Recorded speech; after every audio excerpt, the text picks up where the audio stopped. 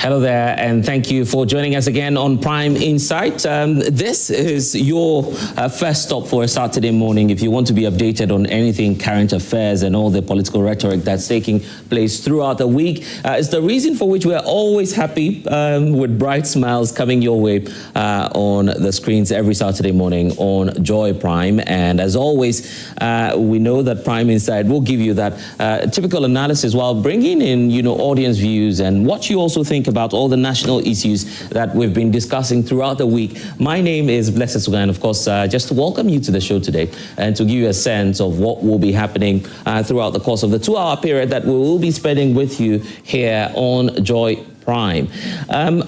So for this week, many of you have heard about the thank you tour of the chairperson of the National Democratic Congress, Johnson Asiedu Nketia. Well, he's been explaining why he's been going around the country. He's now in the Eastern region, I believe, interacting with the base of the party after the 2024 general elections. Well, the explanation is that despite an earlier thank you tour by the president, he ought to do same because there was a new strategy by the NDC going into the 2024 elections just to check the NPP's attempt to undermine their political victory at the parliamentary level. So we'll get to explain that to you and give you a sense of why Johnson Asiedu Nketia wants us to believe that this is not a ploy to nurse his presidential ambitions. Because we all know that many have been saying that it's not necessarily a thank you tour. It might be giving him undue advantage over the others who are equally lacing their boots to become president.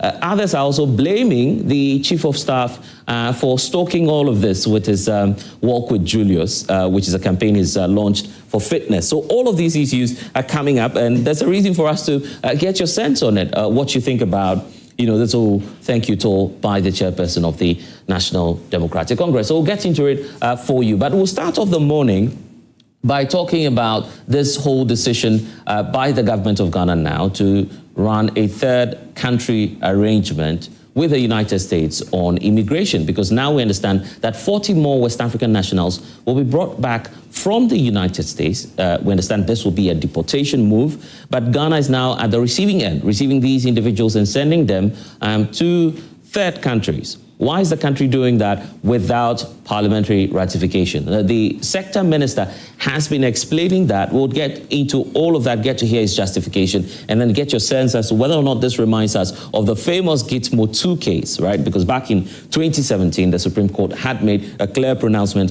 and made some dictates in line with Article 75 of our Constitution. So is the government in violation of that? We'll speak to that for you shortly. You want to be our guest here on Prime Insight for the next 2 hours. My studio audience are also seated, and I'll be telling you about my guest when we return after these messages. Stay with us here. This is Prime Insight. Welcome once again to the show.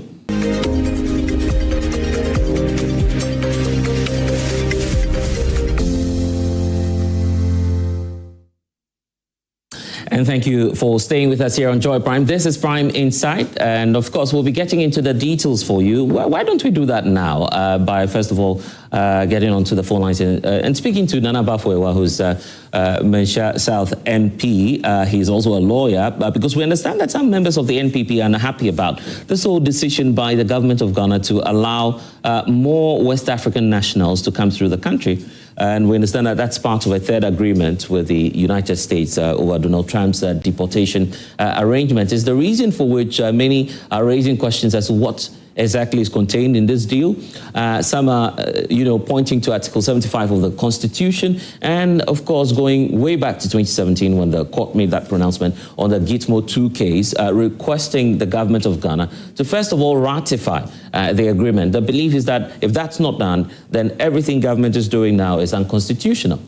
So why is the NPP now planning to head to court over this? And what more would the party do to engage government on the need to just bring before Parliament details of this arrangement? Nana Bafwewa is with us. But first of all, what I want us to do is to get the perspective and the context that the Minister for Foreign Affairs, Samuel Okudzeto-Ablakwa, has been providing on this matter.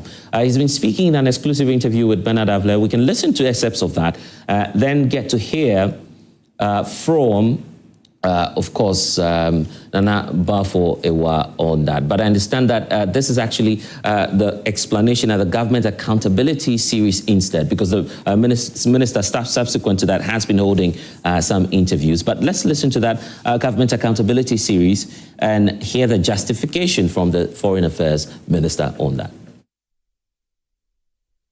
The government of Ghana took the principled and humanitarian decision to accept the limited number of West African nationals deported from the United States under exceptional circumstances, in line with Ghana's long-standing Pan-African ideals and unwavering commitment to regional solidarity. Many of these individuals were being held in detention, which was both psychologically and physically distressing. They were also faced with the risk of being deported to countries that are not safe and do not have the stability and human rights credentials Ghana is famed for. You need to note that President Trump has secured a positive verdict from the US Supreme Court that he could go ahead and remove these nationals and dump them anywhere. As a nation that upholds the dignity and rights of all people, particularly those of African descent, Ghana's action was guided solely by our moral responsibility, our legal obligations under the 1992 Constitution and ECOWAS protocols, our distinguished Pan-African track record, and historic and legendary leadership in championing the rights of all Africans. Let me emphasize that under this understanding with the United States, Ghana must first independently vet the background of those the US intends to deport to first satisfy ourselves that they do not pose any threat to the security of our country and that they cannot harm our citizens. We have put in place strict safeguards to ensure that convicted, hardened criminals cannot be brought into our country under this understanding. The Mahama administration will never compromise the safety and well-being of Ghanaians. This understanding with the US has been thoroughly discussed by Cabinet and has also received the Attorney General's advice. By established convention, MOUs are not sent to Parliament for ratification. I have inherited hundreds of MOUs from the previous administration, which were not sent to Parliament for ratification. May I assure the nation that if this initial understanding is elevated into a full-blown agreement, we shall not hesitate to comply with Article 75 of the 1992 Constitution by proceeding to Parliament for ratification. The government... Okay, so that's the explanation from the Foreign Affairs Minister Samuel Okudzeto-Ablakwa, explaining that the Government Accountability Series on why the government of Ghana is taking this path to do a third country arrangement with the US on the deportees. Concerns about human rights and others are coming up, and Nana Bafo Ewa is with us because we understand the NPP could be heading to court through some MPs and interested parties in the coming days. Nana Bafo Ewa, thank you for spending time with us here on Prime Insight. First off, why do you feel this is a constitutional violation, knowing that the minister and by extension government says, well, this is based on humanitarian grounds? That's the explanation being given now. Thank you very much. Very respectfully, the Constitution of the Republic of Ghana ought to be completely. It doesn't make for humanity and that's 85. And 75 doesn't say that some agreements should go to Parliament for approval, except humanitarian grounds. Article 75 doesn't say that. The Supreme Court, in interpreting Article 75, in the case of Nana Boakye and Margaret Bamfo versus the Attorney General, stated categorically that all international agreements, treaties, including MOUs, should go to Parliament for approval. And so there is no exception made under Article 75 as to what agreement can go should go to Parliament for approval or should not. And so, respectfully, within the context of the Constitution, there is no exception.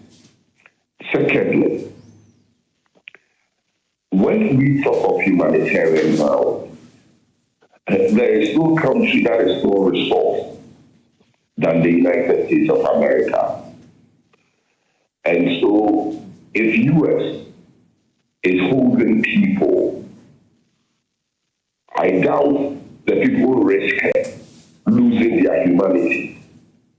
For which reason, we should be rushing to find an agreement to receive those people. In any event, President Trump has constantly drummed home why the need to deport such people. And his overriding consideration has been that those people are a threat to the national security of the United States of America and the safety of its citizens. In fact, very respectfully, President Trump has constantly used the word criminals, that he's deporting criminals to where they come from. And so if that is the position, why are we the ones in a rush to receive them? Yeah, but there's an answer on that. The minister says there are checks. No one on the Interpol list will be accepted into the country. No criminal as well will be accepted into the country. Does that not give you enough assurance? I doubt what the minister is saying. I trust what President Trump has stated. President Trump has constantly said that they will be writing great for the United States of America and that they are criminals. You've heard it, haven't you? Except to say that I'm not aware of the individuals who are being brought into our country now. 40 more of them, we understand, will be coming. So let's move to the aspect of... You are not aware. Yeah. I am not aware. Right. But what we know is what President Trump has said. Yeah, why don't you want to believe President Mahama and choose to believe Trump? Because your president is President Mahama. No, we all know why Trump bought it from America. So, having heard on many the big President Trump bought it from America. Okay, Nana, this is what I want us to do. Let's talk about what action will be taken by some of you in the NPP now in the coming days. Will this go to court eventually? The court has taken its position in the case of Margaret Balfour, Henry Nana Boakye versus Margaret Balfour. In terms of going forward for enforcement, I think that obviously the between and the house or not without. And those people feel that there are bad, that there was a people that came to that. Sadly, the attorney general was very involved not in the decision of the first one. Yeah, we seem to be having a challenge hearing you, probably because of the network connections. But that's Bafo Ewa there, who's Manchester South MP, explaining to us that, of course, this is grounded in case law, a reason for which the NPP is unhappy about this. Let me also come in studio and tell you about my guests. We have Wanda Victor Kutop, who is a member of the National Executive Committee of the National Democratic Congress, also a board member of the Volta River Authority. Thank you, sir, for your time here on the show. Kamal Amasama Bruni is a leading member of the Alliance of Foot Soldiers Advocacy Group, AFA. Thank you both for your time here. You've heard the Manchester South MP also explain what the case is. But in the course of the conversation, I'll come back to the studio audience to get their thoughts on that before we move into the Asidu Nketia case. But you are a lawyer as well, so you tend to understand perhaps where Bafo Ewa is coming from. Article 75 is clear that when you're doing all of these arrangements, Yes, it might be diplomacy. You are, doing an in-camera negotiation. But in the end, you must update the people of Ghana on what exactly you're doing. 40 more individuals will be coming into this country. And most of them are not, I don't believe there's even a Ghanaian in there so far, looking at the number that the president has put out. So is it not time, and is it not that simple, since you have a 2/3 majority in parliament, for the NDC to just go through the parliamentary ratification process on this? Yeah, thank you very much. Good morning to yourself, my brother here, people in studio, and to our viewers. Right. I must say that I've kind of listened to what the minister has said. I would have wished that the minister would have indicated the nature of the advice gotten from the Attorney General. Because he said the matter went to cabinet and the AG had given his opinion on it. I would have wished that the minister stated the nature of the opinion received. Well, this is a very simple matter. In terms of receiving the deportees, there's nothing wrong. I mean, I have practiced immigration law quite some time. You're saying there's nothing wrong with this? No, the procedure, there's a problem with the procedure. I'm talking about the substance. The substance, receiving persons, there's nothing wrong. Yeah, there's nothing wrong receiving such persons. Right. If you look at the various immigration rules across the world on humanitarian grounds, as the president rightly said, there's nothing, absolutely nothing wrong. But I think the problem many are having is the procedure, which I kind of side in a way. Because if you say memorandum of understanding, do not go to parliament, that is just a heading. What does the content state? If the content appears to be an agreement, then it ought to go to parliament in accordance with Article 75 of the 1990. So even at the MOU stage, it should still go to parliament, isn't it? No, that's what I'm saying, that the mere title of a document as memorandum of understanding is not what matters. It's the content. Because if the memorandum of understanding appears to be an agreement in fact, it ought to go to parliament. I mean, when it comes to the issue of the law, I won't just be speaking as a politician. I want to stick to the law. Right. Like I indicated earlier, in terms of the substance, receiving the person, the minister did no wrong, government did no wrong, it's right, it's proper, I agree with the president on humanitarian grounds. But the procedure is what I will have an issue with. That's why I'm minded. I want to know the nature of the opinion given by the Attorney General. Particularly so when the Honourable Minister says that this matter was discussed in cabinet. In cabinet, and that's how serious this is. For the AG to clear this, then there might be something else that we ought to know. Exactly. Are you not shrouding this as a government in secrecy of a sort? No. I mean, this government has always been very transparent. You see, my only worry with the posture of the MPP is the inconsistency. You remember the Gitmo 2 issue? They complained, did blah, blah, blah. When they came to power, the people were in this country for the entire period. So they need to be consistent. I'm trying to be consistent here that, look, receiving the deportees, there's no problem. But I thought that the procedure ought to have been reconsidered. Because at the end of the day, we have 2/3 majority in parliament. Yeah, I understand parliament has been on recess, but they can always, under certificate of urgency, recall parliament and discuss this issue. So I don't think the government should have a problem going to parliament to rectify it. But this school of thought as to whether or not Ghana is entirely a dualist state. I mean, this is not a constitutional law class.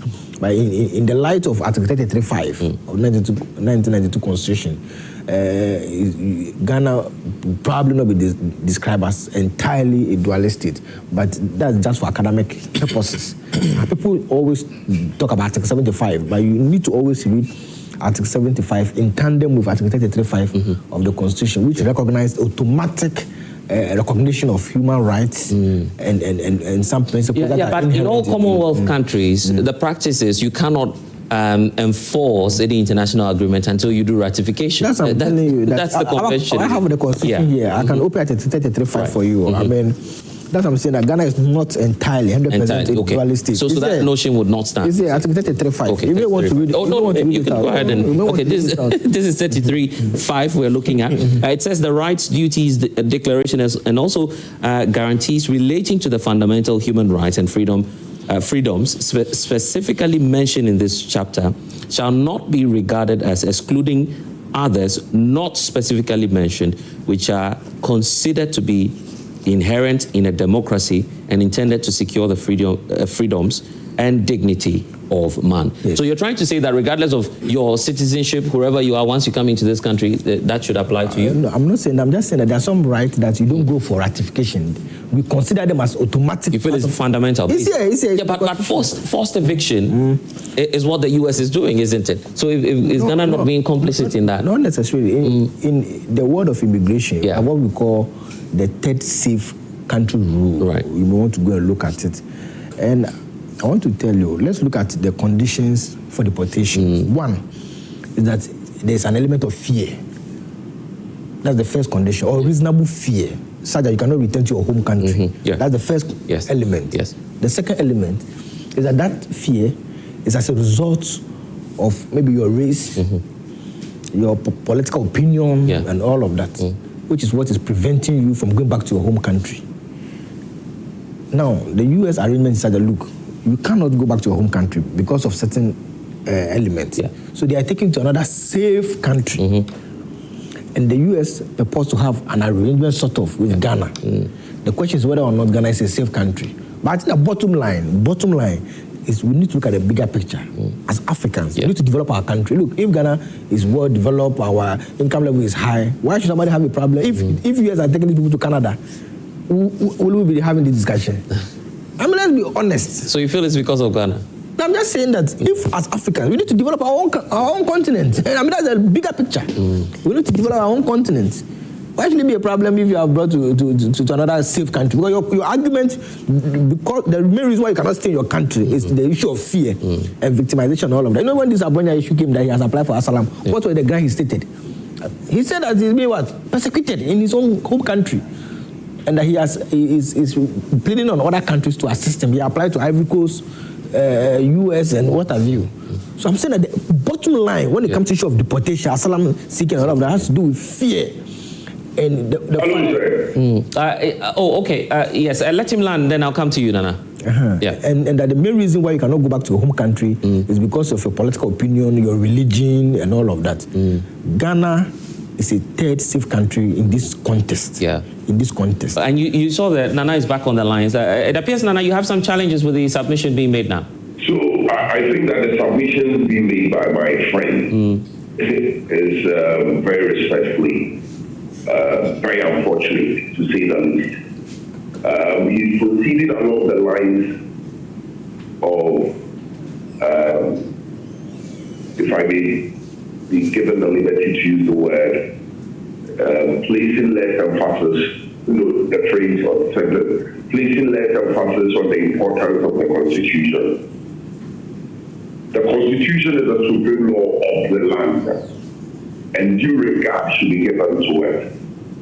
Breach of the Constitution is such a big matter that should be dealt with. And so we cannot trivialize what has happened. It cannot be trivialized. Yeah, but he's just read Article 33(5) to you this morning. It is completely misconceived. The relevance of Article 33(5) to this matter, I doubt where he's getting that inspiration from. But it's completely misconceived. We need to look at the facts at hand. The persons that are being brought in, right? Were they found in Ghana prior to the execution of the agreement? No. The Constitution of Ghana applies to the Republic of Ghana and not beyond. And so what is the relevance of Article 33(5) to someone who lives in the United States of America? The person that thinks of, or that will to be relocated of what the Republic of Ghana that I said. They were not in the Republic of Ghana, and so that thing as by we seem to be losing you again, but his point is made that he seems to have a challenge with the constitutional provisions. Whilst you reconnect with him, let me just make some. I mean, the beauty of legal professions that our argument. You always disagree as lawyers, isn't it? On a superior basis. I have said here, maybe senior counsel didn't listen to me carefully. I've said here that I have a challenge with the procedure being adopted by the Honourable Minister. I've even mentioned that the mere use of the word memorandum of understanding does not preclude going to Parliament for ratification. Because if the content itself has to do with agreement, then it ought to go to Parliament. And I even made mention of the fact that we have to third majority in Parliament. This should not be a problem, passing it through Parliament and all of that. The bringing in Article 35, well, as I indicated, was for academic purposes. That look, yes, and Article 75, Ghana appears to be a dualist state. But can we say that Ghana is 100% dualist state in the light of Article 35, just for academic purposes? But in relation to the fact that at hand, I've said that the government did no wrong in accepting such persons into although I have a challenge with the procedure. I mean, I'd stated it right from the let me bring in Kamal. Kamal, because I recall the demonstration at the time back in 2016, was it, or was it in 2012? One of these years, when the NPP, of course, was raising all of these issues around the Gitmo 2 people, a reason for which some of you went as far as the Supreme Court on this matter. So how do we resolve this? The issue about procedure and humanitarian grounds. I mean, obviously, the U.S. is not as open to these individuals now. They would have to leave anyway. Now, if I come to Ghana and I'm holding a Nigerian passport, for instance, that's a West African passport. There's no way an immigration official perhaps would have rejected me anyway. I'm not saying forced evictions are okay. But these are, brothers, isn't it? Yeah, so let's say good morning to my constituents and viewers. I think the NDC is still failing to learn something from the Gitmo 2. That's my position on that, because looking at the ruling that came through the Supreme Court, it should have by now, at least the second coming of President Mahama, should have made him to do things differently. But it's like the status quo still remains. And when I listen to the Foreign Affairs Minister, that is a memorandum of understanding and they were advised or cleared by the Attorney General, as if to say the Attorney General cannot make a mistake. So in the capacity of the Attorney General, the Attorney General himself should have relied on what the Supreme Court's ruling was on the Gitmo 2. Because we all know that the Supreme Court is clothed with the powers of interpretation. That's right. So if the Supreme Court had ruled that the Gitmo 2 issue without ratification was unconstitutional, why must the Attorney General still proceed on that tangent? So I agree with the counsel here that when he made the assertion that he has a challenge with what the minister said, because we don't know the details. And when you look at the way the whole thing panned out, it was just like we just woke up, but for this president, nobody... we weren't aware. I don't think Blessed were aware. You are a foreign affairs correspondent for... I didn't know about it, to be honest. But now the president has told us why they're doing that.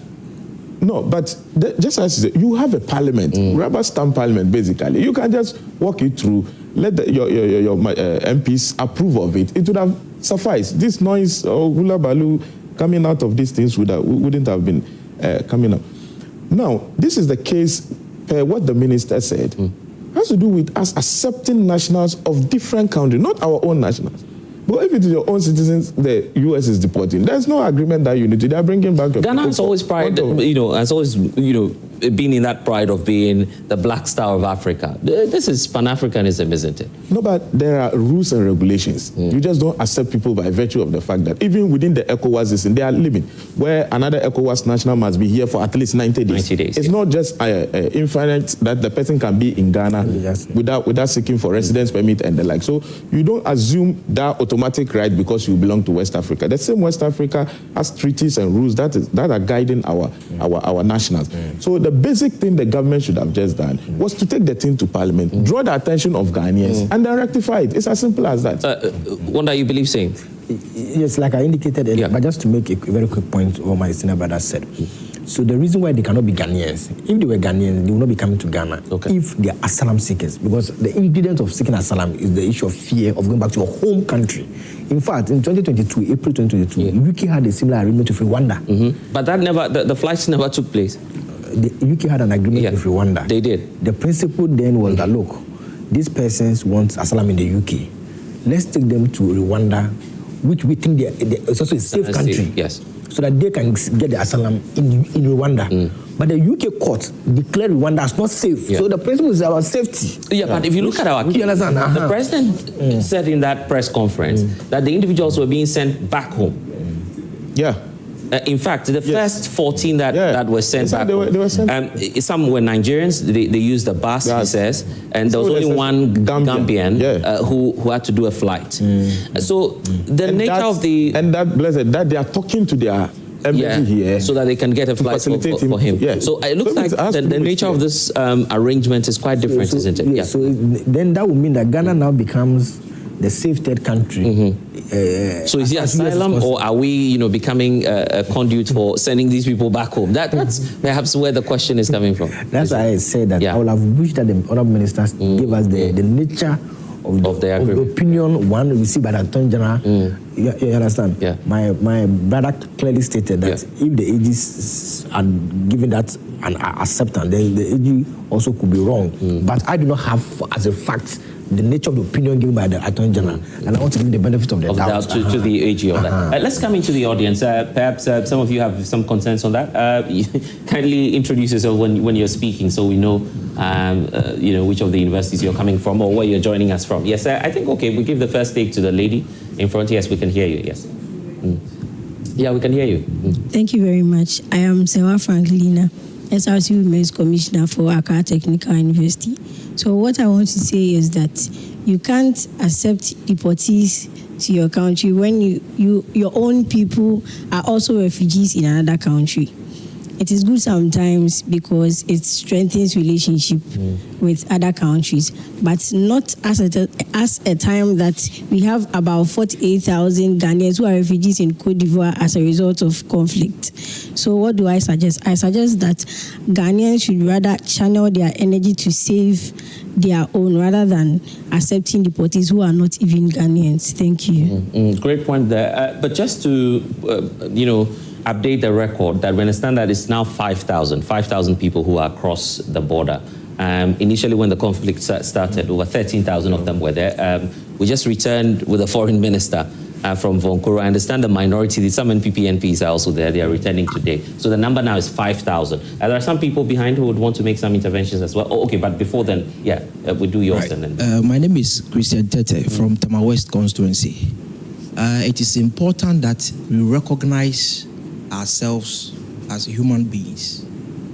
The bottom line is that Ghana is one of the most peaceful country in the continent. So when it comes to the safeguard of individual rights in all spheres, Ghana is assured. We might have our own issues about conflict, moving from other countries, but we have that pride as a country. So as Lawyer Kuto stated, the processes should have been more open up for us to see the details. But I don't see anything wrong with it. Look, Ghana is a safe haven. That anybody that comes out of Ghana is safe and secure in our country, regardless. So it's not a much of a concern. What we must be... But how about transparency? People want to know what's contained in the That is the concern now. the deal. Yeah. And this particular government, I know, is an open government, open for consultations, engagement on any matter that is national interest. So at the end of the day, let us bring it on board so that we discuss it further. But I see nothing wrong with it, that we are receiving refugees for safe haven purposes. Yeah. Right. Great point there. And there are some people behind you who just want to chip in that point quickly. Yes, let's do the gentleman then. So my name is Professor Brahima from University of Ghana. So I think one of the points, I think we are missing from the presidential encounter was that the president categorically stated that these people said they wanted to go to their home countries. So it's not as if, the Ghana, as it were, forcefully sending them back to their homes. But it was an agreement. These nationals opened up and said, they want to go to their countries. Then the presidency provided a way of going to your homes by way of bus. And we are understanding that we are left with just a Gambian who is still, yet to be, sent to his home. So in all these conversations, is, I don't know, the individuals involved, the 14 people that even came in gave their consent to be sent to their various homes. And now looking at the relationship we've had with, the US, looking at, these latest visa restrictions, the latest issues on, how the US seeks to put tariffs on our goods and whatnot. All these things, in looking at strengthening our relationship with the US, these are some of the things that we need to factor in the diplomatic relationships, such that, offering this gesture will not really do more harm, but rather go away to strengthen our relationship with them. We can have the issue about the law side and whatnot, but we have to look at the humanitarian grounds as well. Because if today we are being approached to receive people and we are not as it were, in agreement with them and we are not accepting, tomorrow we don't know what we'll also go to the US for or what we will also be asking them for on their behalf. So generally, I see that, it's a way of strengthening our diplomatic relationships with them. Right. And going forward, when it comes to legalities aspects, that's what, we have to look at. But, if the Attorney General clears it, we should have confidence that there is that kind of genuine and legitimate reason for that. All right. All these things, when you look at the process, I think they said there's a vetting process included in terms of accepting them. So that means there's not just a procedure that we cannot rely on. Basically, it's a procedure or process that it is reliable and we are sure of their safety. Right. Okay. Thank you. The gentleman behind. Before that, yes. Okay. I'm Paul from AFA. Paul Amwako from AFA. Right. Great. Yeah. Before 2024 elections, the NDC made it that we have about almost 2 million unemployed youth in this country. And then the 24 hours is a game changer. But now looking at the insecurity level of this country, and then we are deporting people who are termed as criminals back into this country. Yeah, I think, are you sure these are criminals? No, the Trump named them as criminals. So they are criminals coming back into this country. And then looking at the insecurity level in this country, I think the youth are disappointed. Many of us, because we want employment, and the insecurity level here, and also deporting these people here. Well, I think the security level will still be in shambles. So this is a wrong move. And then many of us, especially the youth, we are supporting the government. In fact, we are disappointed. You don't want us to bring these individuals in? No, we are not even the security level in this country is at stake. Today, conference here, wars here, other things here, and then we are still deporting criminals here. I think it's a wrong move. For now, we want the security to be stable, so that the 24 economy will work, and we all get employment and free. Okay, any more takers? I think there's a gentleman behind, then we'll come to you. Yes. Okay. So my name is Emmanuel Swanzibafo. I'm from Takwa Insoi. I'm a student of engineering at the University of Mines and Technology. Right. So I think in my view, one of the key things that we need to look at is that the US as a country is causing us to commit international crimes that they would not want to commit. Because as a sovereign country, we are a member state to the United Nations. And for that reason, it means that we are bound by certain international conventions. The two that I will speak of is the 1951 Refugee Convention, right, and then also the Convention Against Torture, which requires that a country ought to protect citizens of other countries who are bound to be persecuted in their country, in their safe zones or territories. So that is basically what Ghana is supposed to do in this particular agreement. But is that what we are seeing? No. We are in a situation where we are getting the deportees here, and then there are actually plans to take them back to the so-called countries where they don't feel safe. You understand? So far, out of the 14 that were brought in, about 3 of them have been sent already.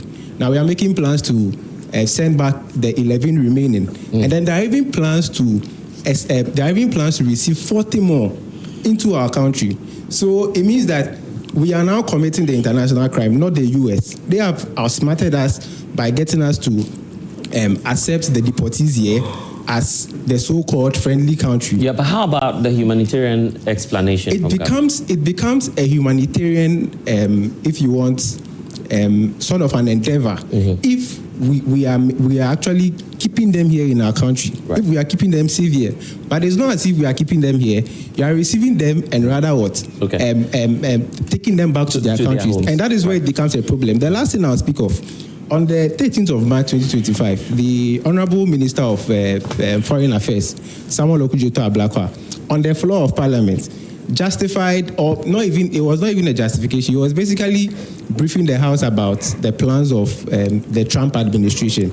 And when he was giving details of reasons why these deportations were ongoing, there was no mention of asylum seekers. They only gave clarity or particular mention to, if you want, citizens of other countries who have their visas expired, or those who have committed criminal offenses. So if you are deporting such people, it is no problem. Yeah. But these are asylum seekers. And Ghana, as a sovereign country bound by these international laws that I've actually spoken of, the Convention Against Torture and the 1951 Refugee Convention, we have a responsibility to keep such citizens safe. And so we find ourselves in a position where if care is not taken, our international image out there will be jeopardized. Okay, and it's something that we need to really correct. Let me do the last take from behind, and then we'll close the chapter on this one. Yeah. Okay, my name is Moses Osei-Bonsu from University of Ghana. I would like to say something, that when the people, they were at the detention center in the USA, they didn't even know that they were even being deported to Ghana. All they saw is that they were in Ghana. But how do you know that? Oh, yes. When you read the case, you see it there. You see it there. That's, we are going somewhere. Then you just bring them to Ghana. And the truth of the matter is that these people, they do not want to go to their country. The judge has given them, the USA judge has given them, what's the name? Protection. Yes, that they shouldn't go back to their countries. Yes, do you get it? Fear. But because of it, to create fear. But you Ghanaians, we've accepted them, and we are trying to deport them to their country. We are trying to take them back to their country. I feel it's not right. It's not right because they are afraid of going to their country, and we are bringing them in Ghana. We've brought them to Ghana, and we are trying to also take them back to their country. Okay, great points there. So let's look at what will happen next, and then I'll come to my guests to wrap up on this chapter. Nana Bafo is with us. So Nana, what do you plan to do in the coming days? Let's briefly, if you can just close the chapter on that for us. We've lost him there, but of course you've heard the reactions from the audience. They feel that government ought to be a bit more open about this. Yeah, I agree, except to add, again, by way of education, when we say people are criminals, these are criminals, let's be very careful because of the presumption of innocence. Yeah. Have the people been tried? Have they been tried by a court of competent jurisdiction? So just refer people as criminals. You feel we shouldn't be calling them criminals? No, because, we all know that before you can say somebody is a criminal, the person ought to have gone through a certain level of trial. It would be unfair to see. Even a mere allegation does not qualify to make somebody a criminal. Also, I just want to call on the Foreign Affairs Minister that there are also some pressing needs foreign affairs matters. Ghanaians now, when they go for US visas, 3 months. Yeah. 3 months. And they have to go and pay about $150 and all of that for single entry. In the past, it used to be 5 years visa, and all these are a result of reciprocal arrangements. So he should leverage on all these agreements. Okay, so you want the agreement to stand? Yeah. So we leverage on that and get what we also want. I'm saying that if government is bent on pushing this agreement and all of that, it should inure to the benefits of the larger Ghanaian. I mean, why do we have government? It's to serve. So I'm just calling, it's a passionate appeal to the Honourable Minister, and I know he's a listening person. Look, Ghanaians are really struggling. I mean, why should somebody go and struggle to get a date, go and be in the queue and just to get a 3-month visa? Then after 3 months, if you want to go back for a conference in the US, you need to pass through the same process again and be paying $150. In the past, it used to be 5 years at the minimum. So I think that the Foreign Office Minister should use his office to help the people of Ghana in this manner. Kamal, let's wrap up with you. Yeah, so Blessed, the purpose of asylum seeking has to do with you having fear or any reason for which you are running away from your own home country. So if regardless of any processes, another country will have to, the country you are seeking an asylum from, will have to bring you to another country only for them to take you back. It defeats the purpose of asylum. So we should get it clear, regardless of the explanation the government gives. As long as the people come here, and we are not keeping them here, because if you are talking of humanitarian grounds, I don't think, the purpose of humanitarian grounds compared to Ukraine, other European countries have opened their border. That is humanitarian. They don't take them and then pass them on to another country and say, keep them. So if we are talking of humanitarian grounds, we should keep them here and not send them back to their home country, where initially they ran away from. Now, this is Ablakwa himself in Parliament, sometime back. He said, Mr. Speaker, let me just, Mr. Speaker, this judgment now means that is referring to the Gitmo 2. This judgment now means that every note verbal and every memorandum of understanding that the government of Ghana enters into with another foreign entity must come to Parliament for rectification. So I don't know why the same person today is giving us different... And this was a statement you say on the floor of Parliament. The floor of Parliament. So the Honorable Foreign Affairs Minister should be seen to be a man of principle, stay true to his word, because we all know, you are within that field, that diplomacy credibility also matters. But can we really stand to the US and say we won't accept these individuals? But bless you, we're a sovereign country. So it tells you, per this question... what? Because you take aid from the US, yeah, so you're receiving so much this from the question, US. What I'm deducing is that then the memorandum of understanding is coming with some goodies. Perhaps that's why the government accepted it. That's the understanding I get from your question. Okay. Well, because we don't know the details of the arrangements, we wait to see what the government will say in the coming days about it. Nanaiwa, in just a minute, wrap this up for us. What will you be doing in the coming days about this?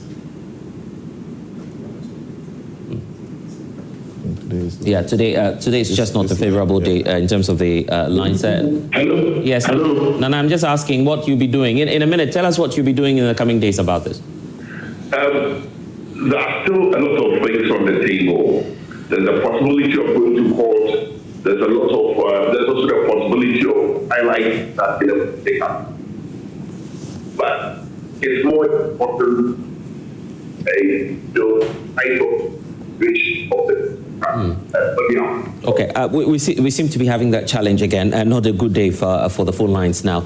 So let's just proceed and move on. And now head into local politics. Johnson Asirin Kite is now giving us a clear explanation as to why he's running a nationwide thank you tour. That tour, we understand, is to thank the base of the party. There are so many speculations as to what this is all about. Some say he's nursing presidential ambitions. Others say, well, you should focus on other pressing matters facing government. There are issues of Galamsey, as Imani President Franklin Kujo is pointing out too, which the NDC chairman should be focused on. Fortunately, Victor is closer to the action, so he'll be able to explain to us what exactly is going on. Even this morning, as we speak, we understand that Chief of Staff will be doing something similar again within the Madina areas. Keep fit, we understand. Keep fit. It's just walk with Julius. Keep fit. Yeah, that's what we understand. I'm not saying he's standing for president, but of course, these are some of the issues that we're hearing of. So what we'll do now is to take a short break. When we get back, Victor, you have to prepare and explain to us what exactly it is that Johnson Asirin Kite is backing on. You can see the anxiety on the part of the audience. They want to know, is General Mosquito in the race? What's going on? All of these we'll explore shortly after this break. Stay with us here on Prime Insight. We'll be right back.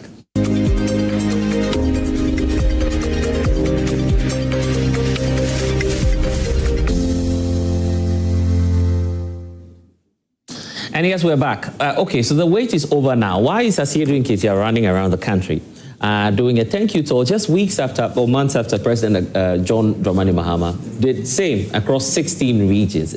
Many in the audience are wondering why. Let's hear the justification first, and then we'll get to do some comments from the audience as well. Wanda, so give us a sense of what's happening. I had the Asirin Kite tape, that was yesterday when he went to the Eastern region. Presumably, a lot of people have been giving him calls, I understand, just to try and understand what's going on, because many within the NDC, even within the NDC, are raising concerns as to why the chairman is doing this at this point. His explanation is that there was a different strategy that the NDC put up in the lead up to the 2024 elections, where you had agreed that John Mahama and the running mate, now vice president, will focus on the presidential. Then Asirin Kite, who's chairperson, will check the NPP's attempt to undermine your victory on the parliamentary level. That's his justification for why he's now going to constituencies where the president did not originally go to thank them. But why is he doing that now? Thank you very much. I mean, there's no better time than now. In fact, I would have been very, very surprised if he hasn't taken the move to go on a thank you tour. Because in the event leading to the 2024 elections, as national officers, of course, I will not come and tell you all what we discussed national level. We had a serious strategy. And you know that politics in this country has to do with a lot of resources. The MPP had a lot of money, so if we were to do all our campaign... How do you know they had a lot of money? Oh, I mean, we knew, you see the incumbency, how they abused it. So if it was about that big rallies, it would have been affected seriously. So the party came with a strategy. So, for example, the national chairman never went to any regional capital, moved to the communities.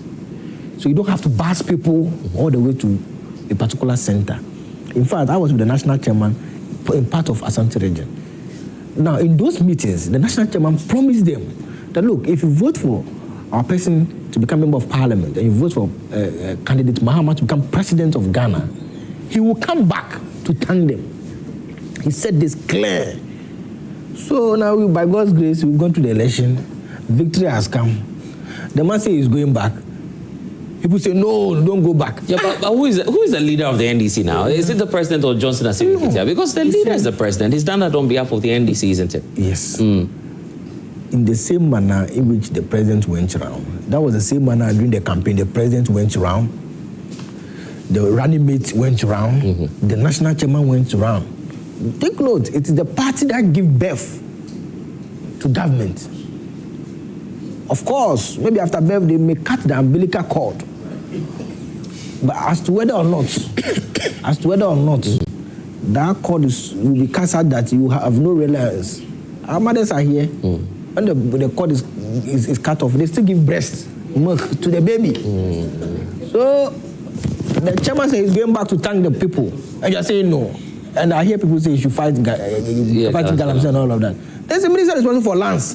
The same people will be complaining if the chairman was to be purport to be doing works of the ministers. The same people will be blaming him that he should allow ministers to do their work and all of that. So everybody should do their work. The chairman is not holding executive position in government. He's running the party and he's going back to say thank you. I mean, let's be careful. We were just talking about humanitarian grounds and all. Ghana is a country that we show gratitude. Our culture is very important. So if you have people giving you mandate and you want to go back to thank them, so does it mean that? And one of the reasons that I heard, or criticism I heard, I was so shocked. People said I was going to meet delegates to campaign. I said, so for delegates, you only go to them during elections. So there are some people in this country who can only visit them during elections when they've opened nomination. So can't you go back to, even if it's a delegate, can't you go back to them to thank them? What kind of logic society are we building? So delegate, they are just there. It's only election time that you can go back to them. You can't go and listen to them, to go and reassure them, support them. You can't do that now. Are you using party funds for this? I mean, how are you paying for this? I've just told you. You and I had this discussion on radio. Yes, on radio. And I told you that, look, I'm not going to let you know the strategy of political funding in our party. In the event leading up to the election, we had different types of campaigning. And we knew where funds came from to support. Some people even donated, Ghanaians. They knew how MPP had messed up the country. You understand? Exchange rates, depreciation. So Ghanaians supported us to run the campaign. So you are using leftover cash to do the thank you? That is part of it. But I'm not going to tell you where the funds is coming from. But the point is that the national chairman has done no wrong. He's still the national chairman of the party. And he has to work as national chairman. I will say that the party should collapse. When it's time for election, then the party comes back. Is that the logic? How do you respond to claims, even by some members of the NDC, that what Johnson Asiri Nkita is doing is to nurse his political ambitions to become the next president or perhaps the next flag bearer of the NDC? Oh, we can make a lot of logical inference and all of that. But there's even nothing wrong if Chairman Asiri Nkita wants to be president of Ghana. He's qualified, the constitution says 40 years and above, he should be of sound mind and all of that. But I'm saying that the problem is coming from those who are reading those meanings. The person says he's going to do thank you too. So if Chairman Asiri Nkita decides to go to church every day, and somebody says, oh, now this man wants to be a pope, or he wants to become a reverend minister. The problem is those making those reading those meanings. But as for him, he's doing his work as national chairman of the party. There's nothing wrong. The general secretary is working, they go to office. They've been caused recently that those holding positions and are holding government positions should resign. You understand? But they've been also criticism that, look, allow them to be at post our mandate as national officers ends next year. We'll go for re-election and all of this. So let the party work. It's very important that the party structure works. Otherwise, we'll get to a point where once elections are done, political parties will not be effective. And you know the importance of having a very effective political party. But this is the case. Johnson Asiedu-Nketiah himself has been on one of our platforms saying that this tendency, if not checked, could be dangerous for the NDC because he says some names have come up. There's a person who's a chief of staff. There's a person who's a vice president. People are making projections that the competition has started, and when you do that, you leave the core work of governance and you begin to focus on the next primaries. So in that tape, I also watched the tape by Chairman Johnson Asiedu-Nketiah. He didn't say the tendency of thank you talk. He said the tendency of declaring your intention to contest for president or making moves as that can undermine. Don't you feel that just started too early in the NDC now? Nothing has started. The chairman is going for a thank you tour. It is people who are saying that thank you tour should be deemed as campaigning. We go for meetings, This year alone, if not at all, we've gone for at least 2 National Executive Committee meetings. Because of the oath of secrecy, I'm being restrained from speaking. But I'm saying that we work, and the party is working.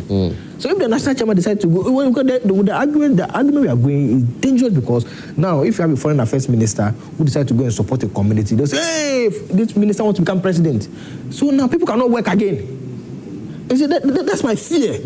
People can no longer work in good faith. So if one of our the education minister decides to go and support some school somewhere, some community with funds or books or computers, people will now start saying that he wants to what? Become president. Yes. If the finance minister wants to do this. So the part we are on in this country, we need to be very, very careful. You have a pastor, if a pastor decides to do humanitarian support, they'll say that this pastor wants to be running mates. We've heard all these things before in this country. Let's be careful. He's the national chairman of the party. The party has gone to an election. Did the party not win? Yes, the party won. This man is going to thank the people. What is wrong? If we agreed as a party that we can have different campaign units where the flag bearer moves, because in the past when the flag bearer moves, we move the national chairman, everybody, and we're going to do one big rally. But this time it didn't happen like that. The national chairman moved, running mates moved, flag bearer moved. In fact, the general secretary was coordinated, so you will never see the flag bearer and the national chairman in the same region at the same time. It was done such that if the flag bearer is in the voter region, the chairman will be in the Ashanti region. As soon as the chairman comes to voter, the flag bearer moves to the Upper West. It was properly coordinated. And now we are done with election. The chairman who hasn't taken any executive position like minister, chief executive of any government institution says he's going to thank the people he went to. And we have a problem with this. That's it. Kamal, why do you have a problem with this? I mean, it's just thank you after all. There's nothing wrong with saying thank you. I have a problem. Oh, okay, great, nice. So you support Asiedu-Nketiah? I'm only beginning to lean back and see how the drama begins to unfold in the NDC, because it's happened to us, and then they are still making mockery of us. It's about unfolding. So we'll see how it pans out, and they are even in government now. So it tells. So you feel their presidential race is starting? It tells you the degree of the mess we are about to face ahead. So let's take a chill pill. I know the time will come. Chapter 5 of their constitution says that the president, who is a member of the party, is the leader of the party when it is in government. That is Article 26+1. Then the 3 says that at any other time, the chairman of the party is the leader. So if the president is the leader of the party, I would like to find out whether the president has consented to this thank you talk, because he's the leader. Asiedu-Nketiah, the national chairman, cannot start something like that without prior recourse to the. You have an answer. You have an answer for him immediately. So you need to be answering. He wants to just give you clarity on that before you proceed with your point. Yes. So some moves of the party are implied. If it was the national executive that agreed on the campaign strategy that the flag bearer should not move with the chairman together, it was the national party which had the flag bearer there, and at the time that said that look, the flag bearer will campaign in a different mood, the chairman will campaign in a different mood. You said this. So in that agreement, there's an implied implicit that if I lead a team to go and campaign somewhere and I want to go and thank those people, it's implied. Yeah, but the Constitution says the president is the leader. The president is the leader. Sought the express permission of the president. Yes, and the national chairman is embarking on a thank you tour. Has he sought the permission of the president that this is what I want to do? And has the president given him the blessing? Victor is saying that once the process was blessed by the party, Then it goes without listen, saying you that see, you go there are back certain and thank questions we say they are rhetorical. I've asked this question in a rhetorical manner because clearly there's no way the president could give this permission.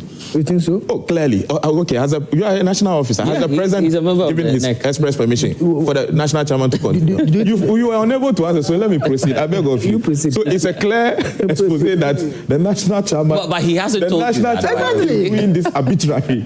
It's not... Number two... Have any evidence to that? Oh, but you are saying I just quoted your constitution. No, you are saying... I made you flow. Allow me flow. No, but you flow on facts, respectfully. I'm flowing on fact that the president is the leader of your party. When the president did not consent to it, the national chairman has decided to embark on a thank you tour. Has he sought the permission of the leader of the party? The president told you he has clearly, sought that. It's not true. But if the president had an issue with this, they would have put a statement by now. You expect the president to come out? So you're not assuming. You're not assuming. But you flow. We are all in you flow with assumptions. Flow. We know. The other difficulty, Council sat here and was just going about that. I want to find out again. Did you sit at National Executive meeting for you to say that, okay, he's embarking on a thank you tour and he's going to embark on it solely because, blessed, according to him, the national chairman went and met Ghanaians in certain rural communities, not so, or in certain communities, because he didn't go to any regional capital, and promised them that when the party wins, he's going to come back to thank them. Now, the membership of the people now the national chairman is meeting are not the typical Ghanaians we all know.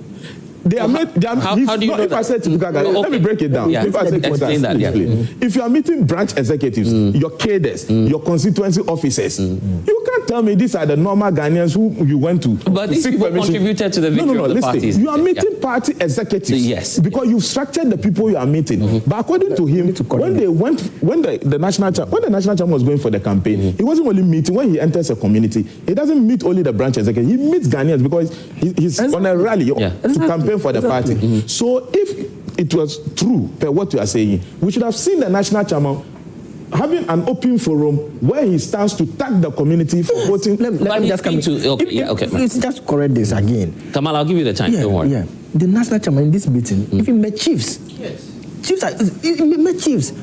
Exactly. Taxi unions and all of that. You are just saying that cadres, you have decided conveniently to restrict. I'm not the one. Your flyer, he made a flyer out. We saw it on social media.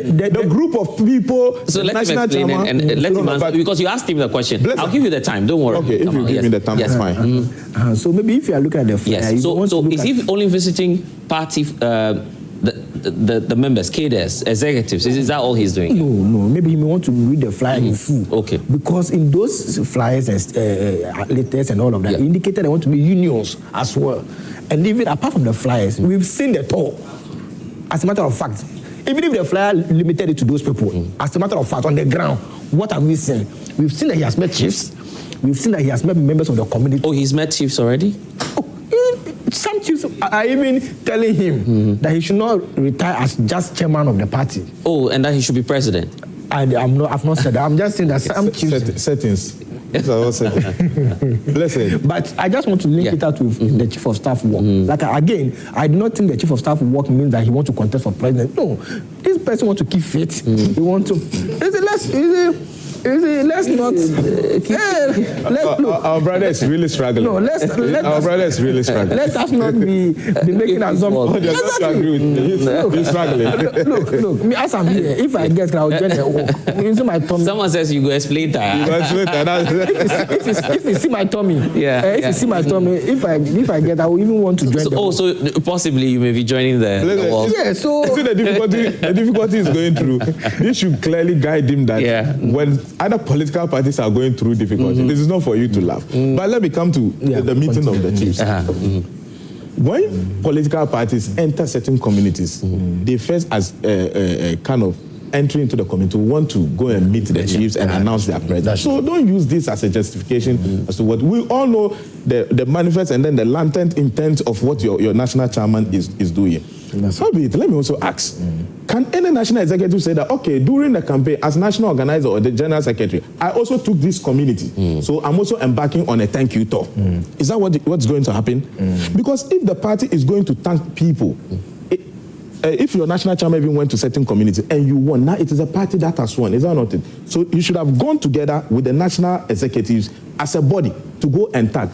thank the people, not in his individual capacity, because he has an ambition we all know, which you don't want to. We will help you in the MPP. We will help you say it plainly that he has the ambition, and then the chief of staff also has the ambition. We've started seeing the rift publicly. It's beginning to manifest. They see each other. One passes west, the other passes east. We are beginning to about that. Oh, basically, there are videos we've seen. Oh, there are videos. There are videos we've seen where they see each other. There's this kind of cold war, kind of cold tension beginning to manifest within the NDC. Okay, please, I'm coming. So the question I really want to ask as the national officer is that, can your national organizer also embark on a thank you tour? Yes. Can your general secretary also embark? And if they are beginning to embark in individual capacities, what does that speak of your party?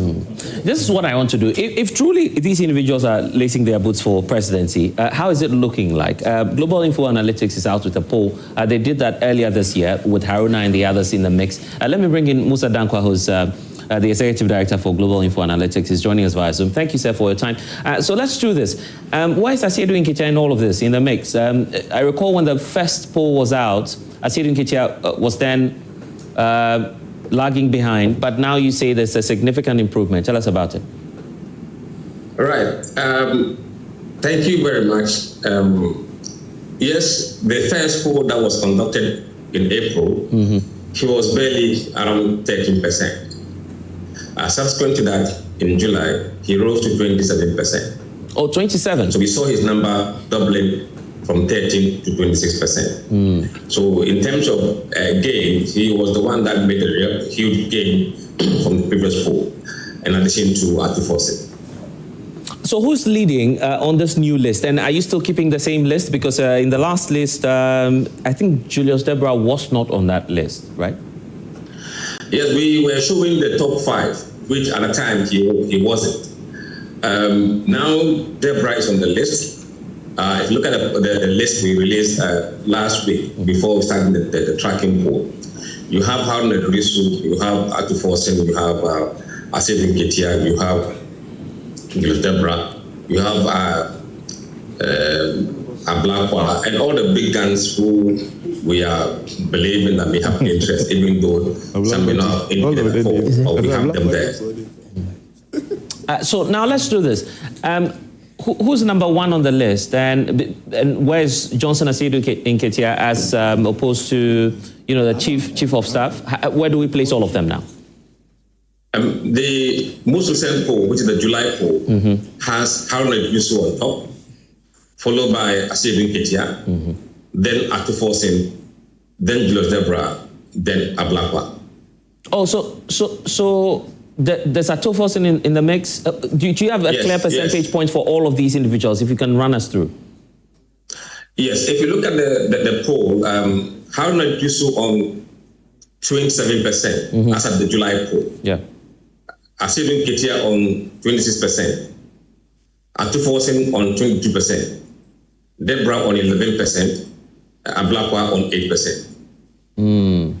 So now the top 5 has completely changed. Any reason for which the vice president is no longer featuring on this list now? Because the initial one we took the decision to take it out for a number of reasons. We don't want to put that in public, but it's our own decision. If there's confirmation that she's going to contest, we'll bring her back. And of course, I would want to talk about Atufosin. Why Atufosin, and why is he also picking up so fast? Right, it's quite strange. In fact, if you look at the people who are probably doing very well, they're the ones who have not declared any publicly interest or shown any action in public that they want to contest. So if you see Haruna Idrisu, very, very little from him as far as his ambition is concerned, but people know that he's going to contest because of some of the things he's said in the past. But Atufosin is the surprising one. There's no indication whatsoever that he's going to contest. And also Ablakwa. But they are getting very good numbers so far. And if they haven't declared any intention, they are doing this well. We don't know what will happen if they do declare. Yeah. Okay. Are you beginning to do permutations already?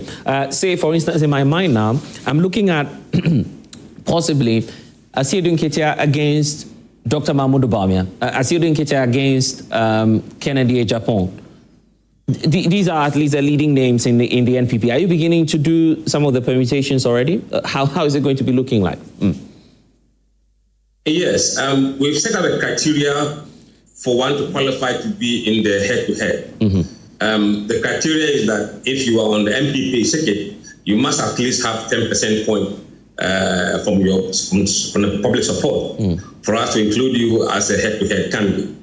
And the same thing applies to NDC. When we did that for the NDC, only 4 people qualified: Haruna Idrisu, Julius Deborah, Atufosin, and Aside Nketia. So we ran head-to-head for these 4 candidates against the 2 candidates, which is MPP, Dr. Baumia and Kennedy Japan. Okay. We have a head-to-head to Haruna and the 2 of the MPP candidates, Atufosin and 2 of the MPP candidates, Mosquito and the 2 MPP candidates, and Deborah with 2 MPP candidates. That'll be an interesting one. I'm waiting for that. But let's do the NPP side. You have Ken, you have Dr. Mahmoud Bawumia. Have you run that already? It's currently ongoing, yes. It's ongoing. And it's looking like... No, I don't want to take the cat out of the bag. But it's going to be fascinating weeks ahead. Wow. So it's coming up in the next few days. Give us a sense, if you're not going to give us figures, of what some of the critical deciding factors for the NPP guys too as well. Look, I don't want to let anything out, but we are seeing phenomenal and trend that we are observing. The key thing we've seen is that the NDC voters prefer MPP to elect Bawumia, and the MPP voters prefer NDC to elect Mosquito or Haruna Idrisu. Are they doing that from a good heart, a good place, if I should say, or they want someone who they can easily... I don't want to answer that. Or they want someone who they can easily... Because I'm looking at this. Johnson Asiedu Nketia against Kennedy Japan. That will be a wild one, isn't it? Yeah, that will be a very serious one. I mean, we just have to wait a bit more to see a bit more detail from that. I think it's going to be very fascinating. We've already done the telephone survey of general vote, so we have that idea already. But we're now doing the face-to-face in the field, where we are engaging about 7,500 more voters face-to-face nationwide. Okay, and that should be very fascinating stuff. A sense and outlook before I let you go of the 2028 elections. Swinging right or left, NDC or NPP? Look, it will take a big mess from the NDC to lose the election. It will take a big mess? Yes. So you're implying that there's a higher chance for the NDC, you're saying? I mean, there's more than 80% chance for NDC to win the election. Some would, apologies, some would challenge you on that and say, and just as Dr. Mahmoud Bawumia has said, no first-time candidate has ever won a presidential elections in this country. That's a fact, isn't it? So if you have Dr. Mahmoud Bawumia coming again for the second time, and I'm not assuming that that's the decision the NPP delegates would take. I'm just assuming without admitting. Would that not change the dynamics and looking at the trend that we've seen ever since '92? Bless, I wish you speak to the people in your studio, the young people, your young voters, in the form of a focus group discussion and see whether they hold a kind of belief. We have held some belief in this country that is outdated, irrelevant in the modern day politics of this country. We have a new brand of voters who have nothing to do with those kind of ideas. So people must be prepared to get a shock of their lives. Right. So it's not business as usual. Anyway, Musa Dankwa, we're grateful for your time. At all. So the young ones will decide. 75% of your voters below 35 years of age. So it's going to be largely driven by the youth. Absolutely. If they believe in those theories, fine. But from what I've seen, if they don't believe in those things, they look at tangible results. Who can deliver what they want? Okay, Musa Dankwa, thank you so much for your time this morning. And of course, we'll be waiting for that release. You're coming out with it this week, I believe? No, that will be first week of October. First week October. Of course, we'll be on the lookout for that finding. And very interesting dynamics here. But you in the audience will be the ones deciding. We have the power now to say who will become presidents, not these individuals on the panel. So let me go into the audience. Probably start off with you, and then we hear from other colleagues as well. And then I'll come to the thank you for the opportunity. It is important that we become very real to ourselves. Very, very real. I'm a practical person and I believe in practicality. I can say with confidence that the 8 months of the NDC in office is far, far better as a citizen, a youth, compared to the 8 years of the MPP. Educationally, infrastructurally, economically. These are real things that we feel on a daily basis. If not for anything, we now have good economy, which is reflecting in the life of Ghanaians, not as party people. Because when I'm going to buy food outside there, I'm not going to go with my party card. I'm going there as a citizen. So if you look at the tangent that the NDC, my party, is going, confidently, no elections today will be held and then it will lose. As a matter of fact, Akwetia, we are just coming from there. We went to every single household to sell the message to the people. And it will shock you that Ghanaians are descending enough to see between who an oblique person is and who a fair person is. Okay, let's give the opportunity to some more of your colleagues to also join.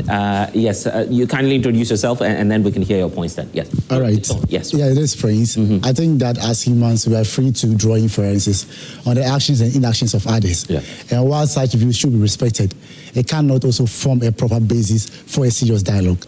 I am not in the knowledge of NDC issuing a letter indicating the opening of nominations for their presidential primaries. Nor have I seen a member or government appointee declaring their intention to contest.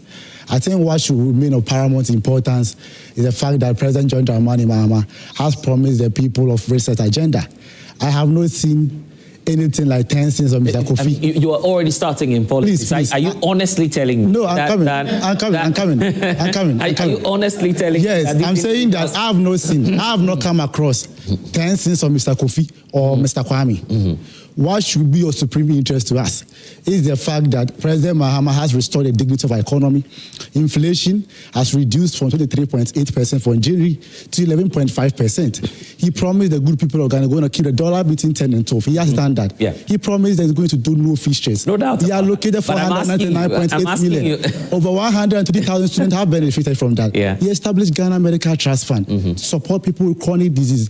These are the things that we should be talking about. He said that free senior health school, that the naysayers said that review means cancellation. He has today made the highest ever allocation to that, 3.5 billion Ghana. It has never happened before in the history of Ghana. I get that. He again said that $10 billion big push agenda. And you realize that he has castled for the Dowenya, Afenya, Dodowa corridor, about 24.8 kilometer route. And the people there. So while he's doing that, his people are on the ground. Some of them allegedly are campaigning. He said allegedly campaigning. Can you provide evidence to that? No. He said no. Allegedly by who? Who said that?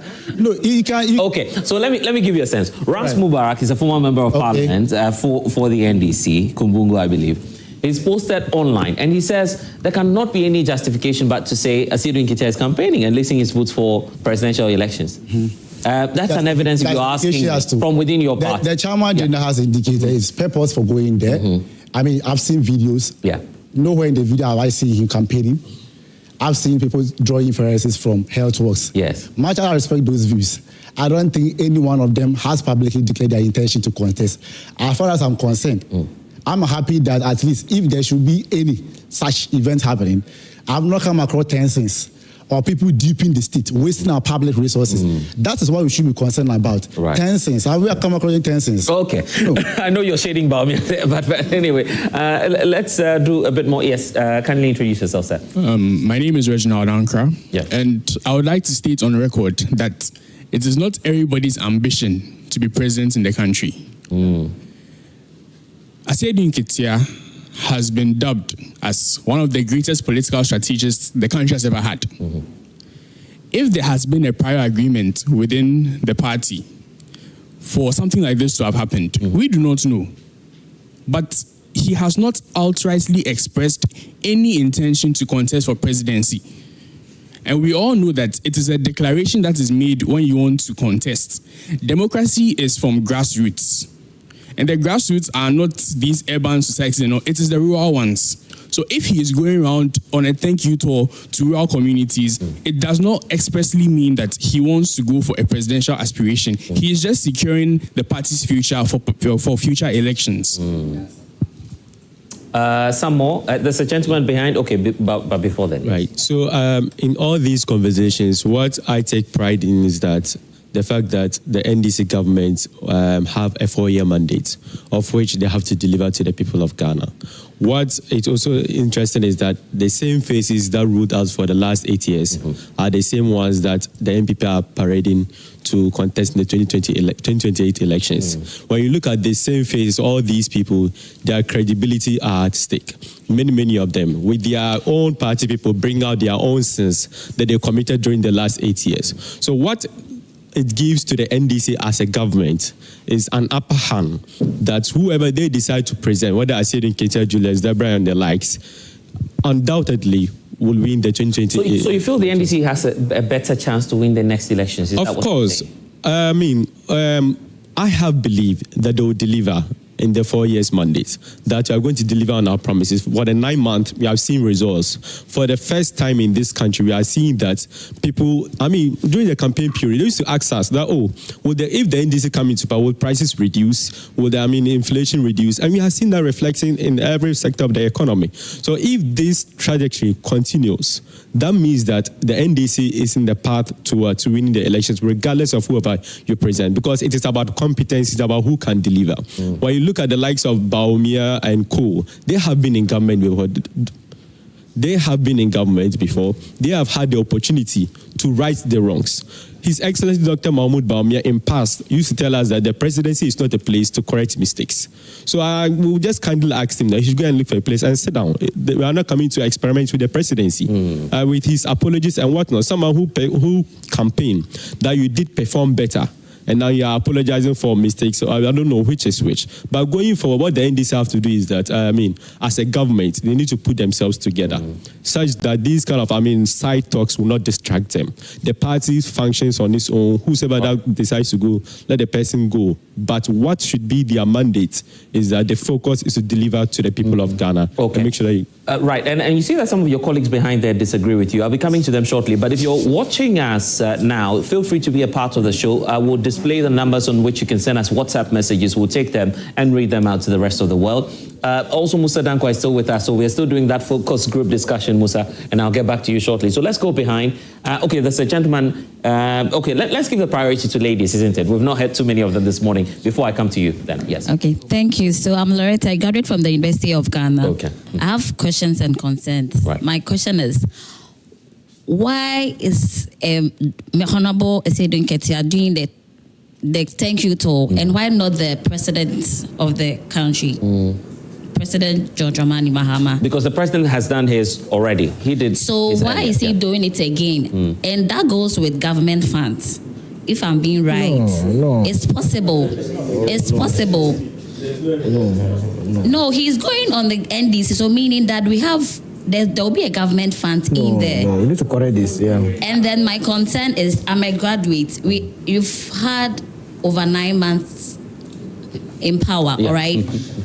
Unemployment, and then when you actually walk around, maybe East Legon, Gimpa, after 7, no light, all right? No light. And then on the unemployment situation, how are they dealing with it? Because it's over 9 months and if not seen any improvement.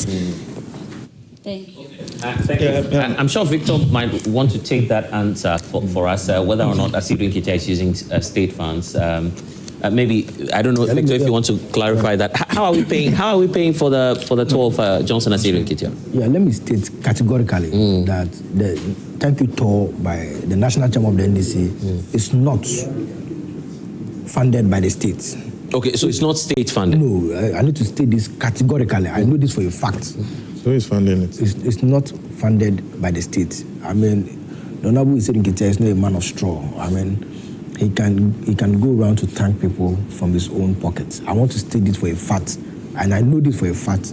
It is not being sponsored by So you the now state. get a sense of why some people are alarmed about this, that possibly there may be government funds, government support. I mean, he's national chairperson of the party, of the ruling party. And I've just told you that we campaign in this country with different campaign units. We're in opposition at the time, but we're able to do this. You understand? So I want to assure you and say for a fact that it's not, and I want you to get me on record that the national chairman thank you tour is not sponsored by the state. There are means and processes of getting money from the state. If you're even doing procurement purchases, you know there are procurement is being regulated by the Procurement Act. At times you need to even write to the Public Procurement Authority. So you cannot just go into public office and take funds. And in relation to this thank you tour, it is not being funded by the states. So the question so is it being funded by the NDC, the coffers of the party? I've just told you that the national chair of the party is not a man of straw. I'm just saying for a record. I know for a fact. I don't want to tell you where he's getting the funds from. It could be his savings, people support him. You know, the party pays the general secretary, for example. If you're not aware, the party pays the general secretary. Well, he's the CEO of the party. But I don't want to go into our... But not the national chairman. That's what I'm just telling you that I don't want to go... The national chairman who is on board. No, I'm just giving an example. So who pays because you were because you were sort of laughing and stuff. I want you to know that the party has a way to resource its persons. Look, the state is not sponsoring the thank you to of the national chairman. I want to make this point very clear. Okay. Thank you. All right. Listen, can I respond to something? Yes. Sorry, I missed your name. The one behind you. Brahma. Ibrahima. Brahma, yes. He said Bawumia is apologizing. When you are coming... He has apologized. Yes. I'm not disputing that. And he sought to make mockery of it. Yes. And I want him to get prepared when he's coming to say things of such nature. This is Ghana Web. Where is it? That's 12 April 2017. Blame me for 2016 defeat, Mahama to NDC. Let me read.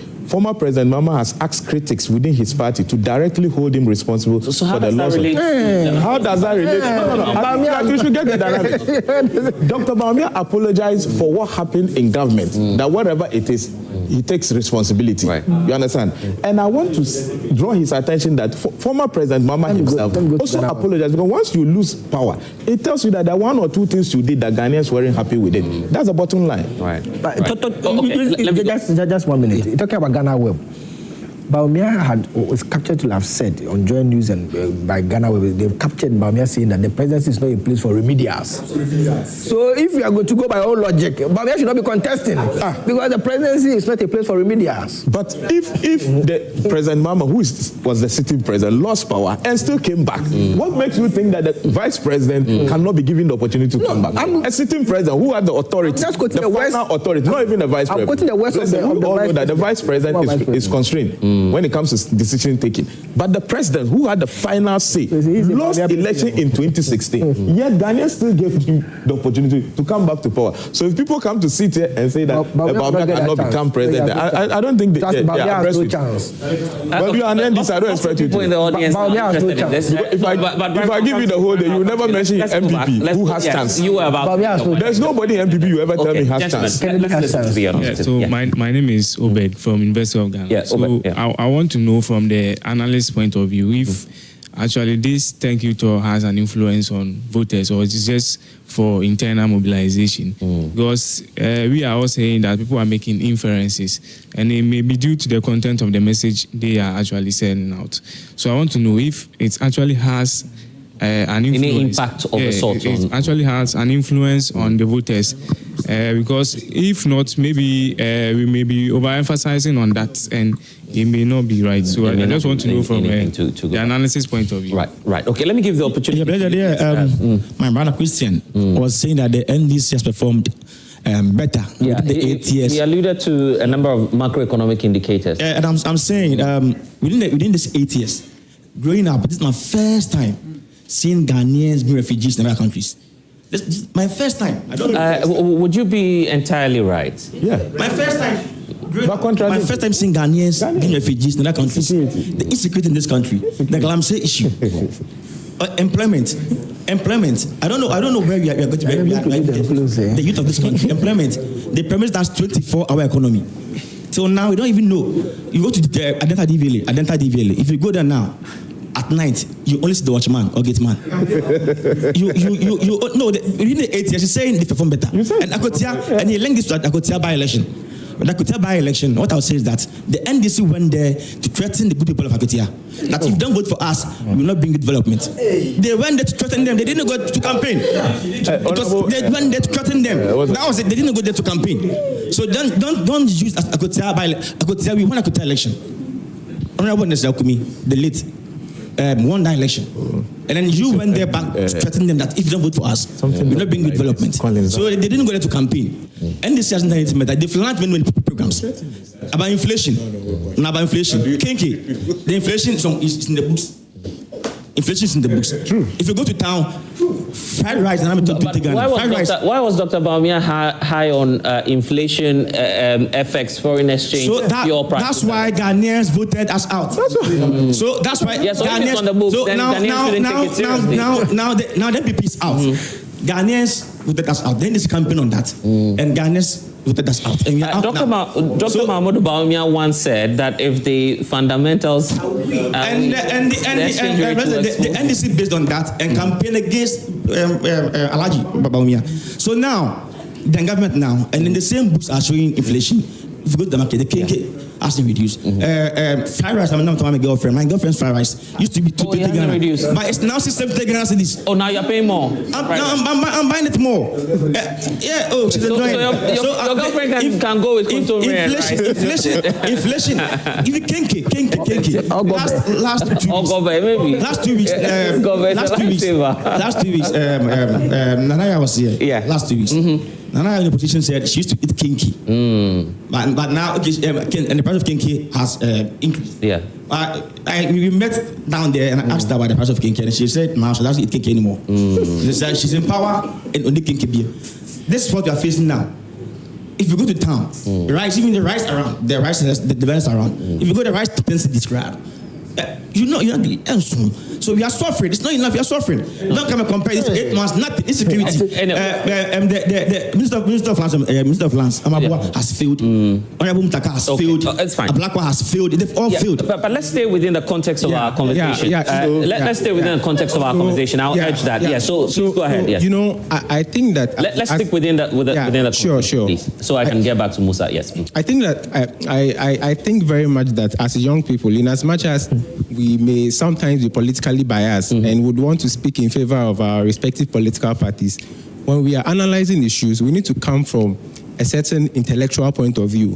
Because to suggest that 5 good people who, I think one has served as a vice president before, and we have 4 of them all serving in their capacity as minister, to suggest at your level that they don't have what it takes what it takes to ascend the highest office of this country is neither here nor there, and it is very insulting because there's even at home.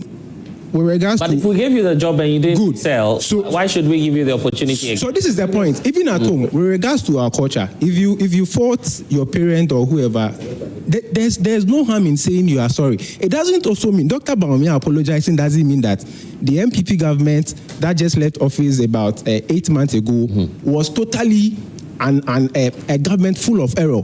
Of course, there were successes, and additionally there will be challenges also. So to come out in a very diplomatic manner, and then to tell the people, okay, we are sorry for where we erred. There's nothing wrong with it. I'll end just as there's nothing wrong with saying thank you. Yeah, of course. Is it? So to suggest that saying I am sorry means that means an admission that you were incompetent while in office. It is neither here nor there. And at our level, that is one thing we should be learning, because to be elected into government, you have a social contract with the people. You understand? Mr. is online, and he's told us now that it will be a bit slightly harder for the NPP to win the 2020 elections. You've heard from that, yeah. So let me just end with this one. The issue between Essiedu Ketia and Julius Debra. I think that as young politicians, we need to be fair, because when you're going into an election, the advantages that you enjoy based on your current capacity. Mr. Essiedu Ketia is the national chairman of the NDC, so of course you enjoy that incumbency advantage of having ownership of the party. Right. While Mr. Julius Debra has ownership over what? Government machinery. Right. These are benefits that you enjoy. So your ability as a candidate to put all of these things together, to galvanize a lot of support within the base of the party is what makes you a stronger candidate. Yeah. So far as Mr. Seydou Ketia is not going around telling people vote for me to become the next flag bearer, then there's no problem with it because like he said, the government, the party still has to work. Again, the government still has to work. And then I'll end with one last thing, with regards to the NPP and what Mr. Musa Dankwa and the likes were saying. Look, I think that we've tried the lawyers, we've tried the economists. I'm an engineer, maybe we actually haven't tried engineers yet. But I think that where we have gotten to as a country, as young people, we have gone beyond the rhetorics. We have gone beyond theory. And we want pragmatic leadership. And that is why personally, as Emmanuel Swanzibafu, where I sit together, myself and young people I interact with on various social media platforms, we think that Honorable Kennedy Japan is the best person to lead this country because he comes out as someone who is very practical. There are so many things to point out to as far as his successes in business are concerned. Oh, then you agree with your brother. The fact that he's a disciplinarian in Ghana. There's not a single problem that we don't have solutions to. We have the policies, we have the laws, but still there are problems. Ask yourself why. It is because there's a certain level of systemic failure in every sector of the economy. And we need that man who can come and be able to crack the whip. I'll go back to Musa Dankwa online, but let me give the last take to you, and if there are any others before. Thank you very much. I heard my brother saying that Mohammed's 8 months is better than the former government. Yes. I disagree with him because, first of all, their primary campaign, that was the 24-hour economy. Mahama came and promised us that it will kickstart, it will start rolling in July. We are now in September. Secondly, these Galamsey issues, we want them to fix the Galamsey issues. This is my first time seeing that a lot of people in Winneba, in central region, they do not have drinking water as a result of these Galamsey issues. But as of last year, the water company limited had announced that they couldn't process water. I recall speaking to Clifford Brymer. He says it was becoming too expensive to even process water. So Galamsey has always been a challenge. Oh yes, it has always been a challenge. But like you can see that as a result of this Galamsey issue, a lot of people don't even have water to drink. Secondly, the dollar. They are talking about dollar. Right now, the dollar is 12.24. 12.24. Right now, a lot of people even say when they go to the bank and they want to get dollar, they don't get it. So unless they go to the Abuchi people. You get it. We have to speak truth to power. Mohammed's governance, then 8 months, it's not better. We know. We have seen it. It's not better. He can do better. When Akufo-Addo was in government, he was using tactical operations to keep Galamsey. He made sure that he was letting the anti-Galamsey task force arrest those Galamsey operators. What was Mahama saying? Mahama said that he would give amnesty to the people when he comes to power. He's not arresting them. You cannot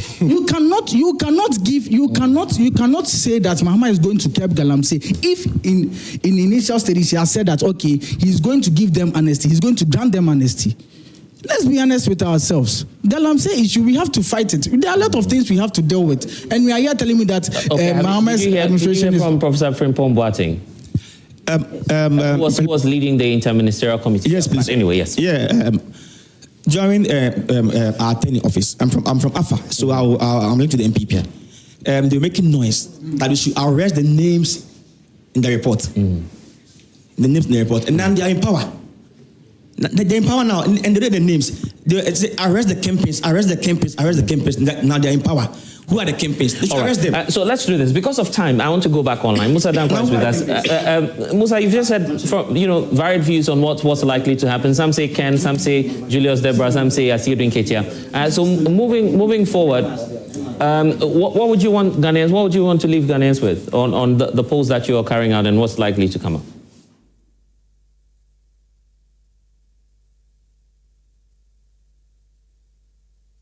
And Musa, I hope you can hear me. We seem to be having some challenges connecting to him there. But you just heard some in the audience saying Kennedy Japan is is the best man to lead the NPP, which means that they don't want, and just as Wanda was saying, they don't want Dr. Mahmoud Bawumia to be giving a chance at the presidency now. Well, if senior sitting here tells me that Bawumia doesn't have a chance, I wouldn't take his word because he's an NDC person. If I line up 100 people within NPP, he will still say they all don't have a chance because he belongs to the NDC. I disagree with them because I'm a firm believer that Dr. Mahmoud Bawumia stands in a pole position to retain power. You see, even people in your party would disagree with you, isn't it? People in my party, definitely. It's a democratic party. People, some support Brian, some support. You don't expect somebody who supports Brian or who supports Dr. Honorable Kennedy Japan to tell me that he believes in Dr. Bawumia. Give me one good reason why Dr. Mahmoud Bawumia should be giving a chance at the presidency. Integrity, formidability, marketability. Since 2007 to date, what is it that you can tag Dr. Mahmoud Bawumia with? Oh, expired rice. Please. You said expired rice. Do you have any evidence that he imported expired rice? You see, you don't have. So I'm saying that the integrity aspect, bless you, you've been in the media space. What is it about Dr. Mahmoud Bawumia that you've heard that he's corrupt, he's like this, he's insulting, he doesn't speak well? And in politics, integrity matters a lot before you contest. Okay, Dr. And when it comes told to, us that they've arrested the CD. He said that before. When it comes to, look, blessed. I think all that you are going to remind me, MPP lost. Meaning Ghanaians were not happy with the way we handled. No, you were talking about integrity. That's why I'm just. No, but the integrity. When we say integrity, we mean that you are a person without blemish. But when you say something, you stand for it, isn't it? When you say what? But what did the NDC tell you? When they came into power recently, what did they say? They said the dollar. Please. Just land. Yeah, just land. We're talking about integrity and credibility. I believe you want to say. I spoke about integrity. You are introducing credibility. Okay, integrity. Just quite recently, we've been told that the dollar is around 10 cedis, and then it will even go downwards. And also, what are we seeing now? Go to the black market now. It's over 13 cedis now. The BOJ report says that this has been the best performance ever of the Ghanaian CD. Oh, yes. It's over 20% appreciation. But you also saw the report that says the CD is the worst performing currency. Yeah, but I'm just pointing you to the cumulative. You saw that. I'm just pointing you to the cumulative report the BOJ I'm also pointing to a report out there, which is saying that the CD is also worst performing currency. So if we are going to go by that standard, but you see, making mention of that 8 months is better than 8 years. Yeah, I said, okay, 8 months of sacking youth from their employment, it will definitely be better to you that as a youth who is in school now, trying to graduate and come and get employed. Your colleagues out there are already being sacked because of their political affiliation. Today again, the government that touted Galamsey that when they come, they are going to declare state of emergency, is struggling to declare, even get anywhere close to the word state of emergency. Right. The government in their 120-day social contract with Ghanaians said that they were going to ban all forms of mining within our forest reserves. They've not been able to do that 9 months down the line. If for nothing at all, the first 8 months of former President Nanado, he was able to place ban on all forms of small scale mining. Please, I'm coming. Right. To the extent that your reporter, Erastus, you can check, enjoy all of you, to the point that you appreciated that our water body started becoming clean. This is the 8 months of Nanado. That is far better than the 8 months we are experiencing. This is the 8 months of Nanado. In his first 8 months, he was able to implement the biggest social intervention program in his 8 months. As you see today, your own 24-hour economy, you don't even know the left and right of it. It is about 280 voluminous pages. I don't even think you've read up to. So let me give. Yeah, right. You are here talking about. Okay, let me give the last take to Wanda. Yes. Yeah, I am happy. I'm happy that if for nothing at all, over 3 million. Yeah, I get that. Okay. Yeah, right. I'm happy that if for nothing at all, over 3 billion Ghana cedi has been spent on the no free stress policy. For tertiary. Exactly. Can you compare that to the free SFS? If for nothing at all. They've increased university user fees. They've increased university user fees. So mention that. I'm happy that giving with the right hand and taking. So let's allow him to make the point. I'm happy that 25 million Ghana cedi has been spent to strengthen local government by making allowance available for assembly members across the country. I'm happy that 34.5 million Ghana cedi has been spent on the Ejumara program under the National Entrepreneurship Innovation Program. I'm happy that over 21 billion Ghana cedi has been spent on the National Apprentice Program. I mean, we are speaking to FAG. I'm happy that as a way of trying to introduce the National Women's Bank, we have spent over 2 billion Ghana cedi to save the National Investment Bank. Great. We are not collapsing bank. We are not collapsing bank. We are a very focused government. You understand? I mean, if you say that you do not appreciate what we've done within these 8 months, it's up to you. But I know that it is possible that Baumia will lose the NPP primaries. It is very possible. Okay, let me do this. Message is coming through. Benjamin Kwame Mankwa, listening to, watching us now, says, assuming without admitting that General Mosquito and Honorable Julius Deborah will be contesting the elections, any of them will beat the NPP candidates we're seeing any day, any time. He says that's a fact. Then there's one also from Kenneth Chadu Chikata. He says, I align completely with the Thanksgiving and the reasoning of Wanda on this. There isn't anything wrong with us accepting citizens of other nations, more so our brothers from the West African sub-region. My only issue, though, is as a government, consistency should be our guide. We can't appropriate and reprobate. If what was wrong yesterday is wrong, certainly it is not right today. So that's a message from Jadu Chikata. And the last one says, is from Y. It says, NDC members, I think every single Ghanaian thinks like them.